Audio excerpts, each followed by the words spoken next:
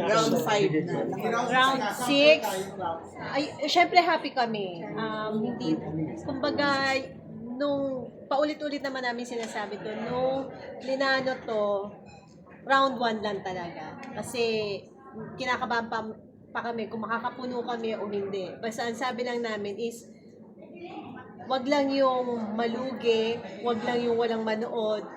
Kahit 50% o 80% lang may manood, okay na kami. Pero hindi naman namin in-expect na mag-extend talaga siya ng gano'n na talaga ba gano'n karami pa yung iba nga parang hindi naman namin talaga fans na curious na lang sa Mga show bagong fans na oo, ngayon. na natuwa din na kaya niyo pa palang sumayo sa ganyang edad. So, ayun, happy at saka overwhelmed at paano hindi kami makapaniwala until now.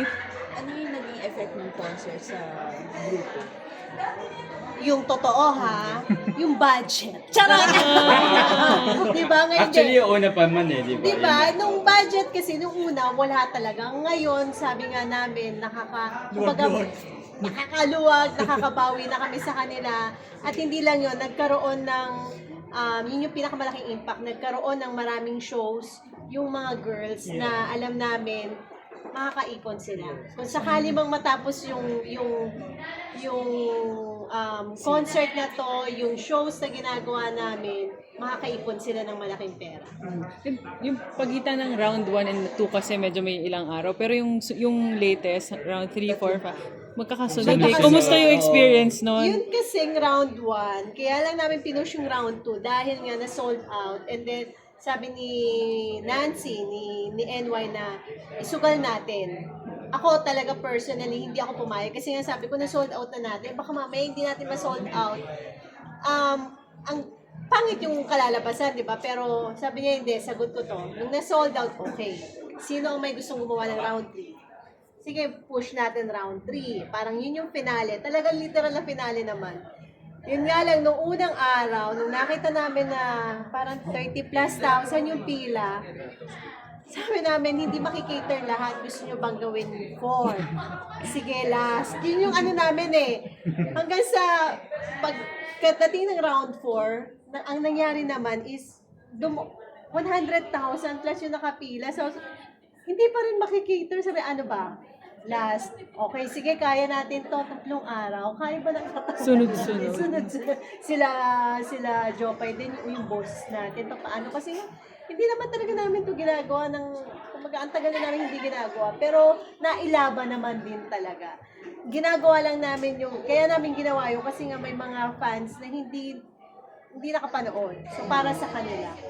Kaya yung bentahan din ng ticket, nung nag-online tayo, ang daming scalper. Sorry ang daming scalper. So, ang ginawa nung ika-second day, may bentahan ng sa physical store and then sa online, parang may ilan-ilan na nakalusot. Kaya, nung pangatlo, ang ginawa nila is, mauuna ang store. Kumbaga, doon muna kayo, bahala kayong anong tawag dito? Kung fans talaga kayo, pumila kayo.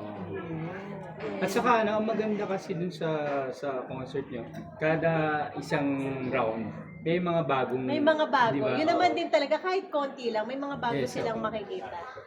Pinilit naman namin na, kumbaga, mabusog yung mata nila, yung expectation nila sa amin, yung ticket na binayad nila na masasabi nilang worth it naman yung binayad namin sa napanood nila. Kamusta yung collab with Bini? Hindi kasi ako kasama, dapat kasi Ayun sinama nga ako. eh. Charot lang, pero hindi, ang saya, Nag- ang babait ng mga na-miss girls mo kasi talaga. ako. Oo, pero alam mo yung nakikita namin yung kami to dati, and then kami na kumbaga syempre, sa ayon sa gusto mo, merong lalabas na bagong grupo, ganun din ang mangyayari sa kanila. Nakakatuwa lang na nag-yes yung mga girls sa amin. I'd like to know kung ano yung reaction. Pwede mong bigay na reaction sa nilabas na pahayag mo. Ayan na. Di ba nga? Ayoko nang mag-comment kasi sabi nga ng asawa ko, wag na nating patulan. Maraming dapat asikasuhin, problemahin, solusyonan na hindi naman kailangan. Kumbaga, ibigay na natin sa kanila yon. Kung sinabi nila yon, kumbaga, personal na, anong tawag dito? Opinion. So, wala tayong magagawa doon. Kumbaga, magrespetuhan na lang tayo. Ayoko ding magsalita na hindi maganda kasi ayoko makasakit ng ibang tao. So, syempre, iba yung opinion niya, iba yung opinion ko. Para mawala na lang yung issue. Kasi kawawa din yung pamilya nila. Actually, may bata, merong andyan si Icy. So, Pero siya nakomment na kami. ng reaction mo na ang daming nagtatanggol sa inyo, sa inyong mag-asawa. People were rooting for Yun Araw-araw naman na. ang pinagpapasalamat namin kasi parang hindi mo na kailangan talagang literal na magsalita. Merong man naiintindihan yung side nila. Kaya nga sabi ko, respetuhan tayo ng paniniwala. Kasi yan yung isa sa hindi natin dapat pagtalunan minsan eh. Hindi mo yung religion, pati yung sa politics, lalo na kung magkaiba kayo ng pananaw, di ba? Mag-aaway lang kayo. Pero dun sa mga taong nagtanggol sa amin, syempre nagpapasalamat kami na hindi pala namin kailangan na ipagtanggol yung sarili namin dahil meron. At mahirap din sa side nila ha, yung nababash ka. Ang hirap-hirap lang na nababash. Kahit sabihin mong ayaw mo maapektuhan at maapektuhan. ito na lang, your message to IC na lang. What you'd like to share? Pag-pray, gusto mo yun siya. Pag-pray namin kayo, yung buong pamilya. Yung totoo yun naman din ang ng SB talaga na syempre kailangan nilang, walang halong plastika, kailangan nilang malagpasan to.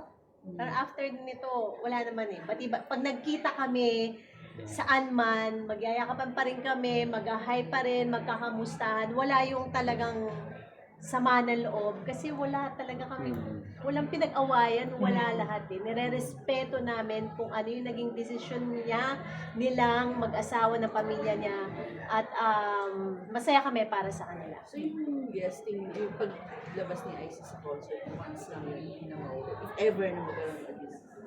Surprise ba Hindi yun? ko, surprise yun Surprise eh. yun. Wala talagang nakakaalam. Si Mia Si Mia lang, nakakaalam. di ba? Manunood lang yata dapat siya, it's nakatak na. Pero happy kami na kahit sandali na nabuo yung SB doon sa stage. And your thoughts, yung asawa mo lagi namin nakikita sa bawat round. And pati siya, Sobrang Support. supportive. At saka, Parang naging pag lumalabas ideal ka dun husband sa mga peg fans, siya. andun din siya kasama. Kasi yung totoo, hindi, sabi niya nga, Mama, kilala ko ang sex, ma'am. Alam ko sikat kayo. Sabi niya, nag-show na nga kayo dito malapit sa amin, pero hindi ko kayo pinapansin. Kasi nga, no, sabi niya, huwag kang ma-offend. Sabi niya, normal, yung parang masa, yung ganun. Ako, talaga ba? O ikaw na yung hindi ba? Hindi, ganun, di ba? Pero nung napanood niya, yung buo, sabi niya, hindi ko alam na ganyan pala kayo mag-show, mag-concert, mag-perform. Tapos lagi na siyang nanonood ng mga performance namin. Sabi niya, nakakatuwa lang kasi parang yung support niya talaga, hindi lang sa akin, sa grupo na nandoon eh. Nakita niya kasi yung iba na parang okay naman ang buhay, yung iba medyo sakto lang, yung iba medyo, di ba? So ngayon nakikita niya na nag-level up na. So sabi niya nga, meron pa kayong magbansa, iba na, Mama, hindi kita hindi kita maabot mag-ipon ka. Anong unang country na pupuntahan? Sa UAE, Dubai and Abu Dhabi. Yun yung una. And then next namin, US. So makakasama kaya siya kasi, di ba? Ay, yun ang hindi ako sure. Pero sa napag-usapan namin, marami yung tour eh. Parang sabi niya, isang beses lang kita masasamahan. Kasi never pa yan simula nung natapos yung campaign. Hindi siya nagbakasyon talaga. Usually kasi nagbabakasyon kami para mag-reset siya. Ngayon hindi pa siya nagbabakasyon. So, inanuhan niya naman ako na hindi siya makakasama sa lahat. Dahil kailangan niya mag-work. At sinabi ko din naman, hindi ko, hindi ka pwede ng pag-ganon-ganon kasi baka mamaya Ma-issue. At saka sunod-sunod na issues sa Bulacan kasi, di ba? Totoo naman din. At in fairness naman sa kanya, nagtatrabaho naman din Yes. ng yung trabaho niya. Nag-prepare na ba kayo sa World Cup? Ngayon, pahinga yung ibang girls. Pero yes, malapit kami mag-prepare para sa World Tour. Ano ba ito? Parang nagiging mas May dates na din ba yun? Meron na, 27 yung Dubai, 28 yung Abu Dhabi. Feb Wow. 27. March. March. Oo. Magiging kompleto ba kayo? As complete as yung dito sa mga... Halos lahat nandoon. Ah, Halos lahat nandoon. May surprise guest. Ayun ang hindi namin sure. Sa US, makakasama na ba si Cheche? Sa US, yes. Kasi Since nandoon nandun naman siya, siya. oo. Nandoon siya. Parang yung sa UAE, si Joanna kasi bumalik na. So pagpunta namin doon, makakasama siya. Thank you, Thank you. Shai. Congratulations. Thank you. Kayo Kala siya